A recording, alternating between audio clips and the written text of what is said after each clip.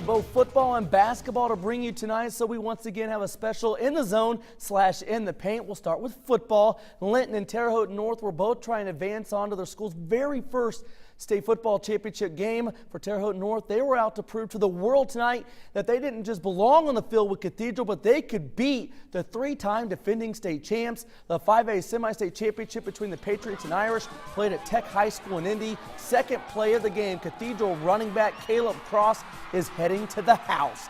54 yards, just like that. The Irish were up 7-0. Cross went over 100 yards in the first quarter. Later in the first, Cathedral goes up 21-0 on this tremendous grab by Evan Wiggum. Terre Haute North head coach Chris Barrett told me earlier in the week he wondered if his team got down early, how they would respond. Remember, North hasn't trailed much this season. Well, Coach Barrett should be proud of his guys. Despite being down by 3 scores, look at them respond. North QB Chris Barrett avoids the rush. He played pretty good. He finds Nate Carson, who was awesome tonight. The Patriots receiver had a great game. He hauls in the catch. Zach Potter gets the Patriots on the board with this 42-yard field goal. That young man has an incredible leg. Second quarter, Terre Haute North running back Kai Stratton bowls his way in from 3 yards out. Patriots chipping away. Their deficit down to just 11. Next time Cathedral gets the ball, the Terre Haute North defense makes a big play. And who else? Austin Massey, the North senior, has made so many great plays for the Patriots this season. This interception and nice return has momentum in the Patriots' favor. The North offense cashes in on the turnover. It's that Stratton guy again. A second score of the game makes it 21-17 Cathedral. How about that? Down 21-0. Patriots scored 17 unanswered. Third quarter, North down 35-17, make it 35-20 after Potter's 35-yard field goal. But that Cross guy scores his 4th touchdown of the game. Cathedral wins 42-20. Terre Haute North finishes the season with a mark of 10-3. This team won the school's first sectional championship since 1986. The program's very first regional championship. No doubt they had the most successful season in school history. It's tough. It's tough right now. Talk about it. You know, it's tough to send my son off. You know, and his friends that have eaten me out of house and home, and you know. But it's just such a great group, and that's what hurts me the most is these guys are leaving us now.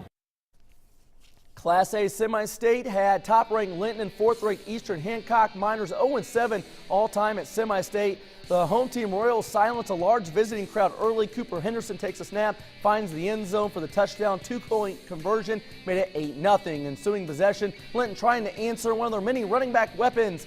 Mitch Eberhardt gouges the defense for a big game, but the Miners would turn the ball over on the next play. Zane Hayne has been incredible when the Miners have needed him most in the playoffs. Big game for the Royals here, and Hayne strips the football, recovers the fumble. Miner football, but once again they couldn't capitalize.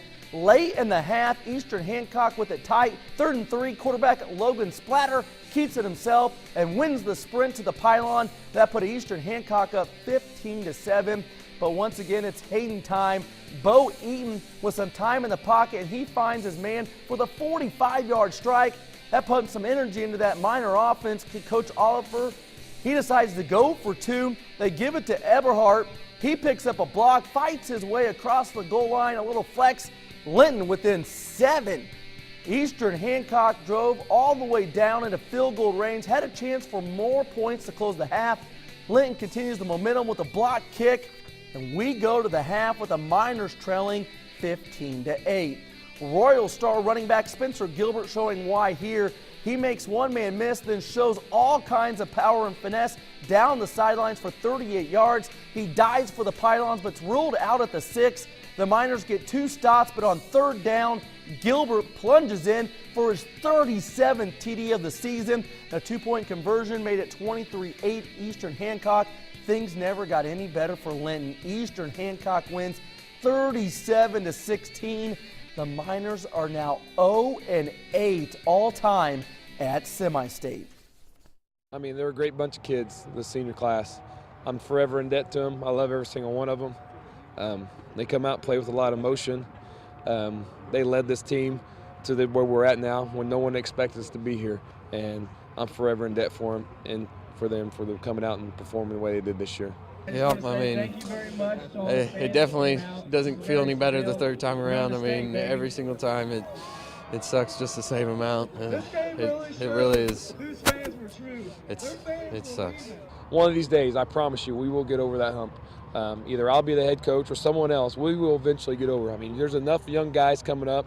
We got a heck of a youth program, and there's a lot of youth kids out here, and they're watching this right now. They're seeing all the tears and all the emotions that the kids have, and we're going to get there. We're going to get over that hump, and we're going to win the state championship one day. I promise you that. Tough night for both Terre Haute North and Linton, but congrats to both schools. They had tremendous seasons. Time now to turn our attention to basketball. When we come back, we have college and high school boys and girls hoops actions to bring you.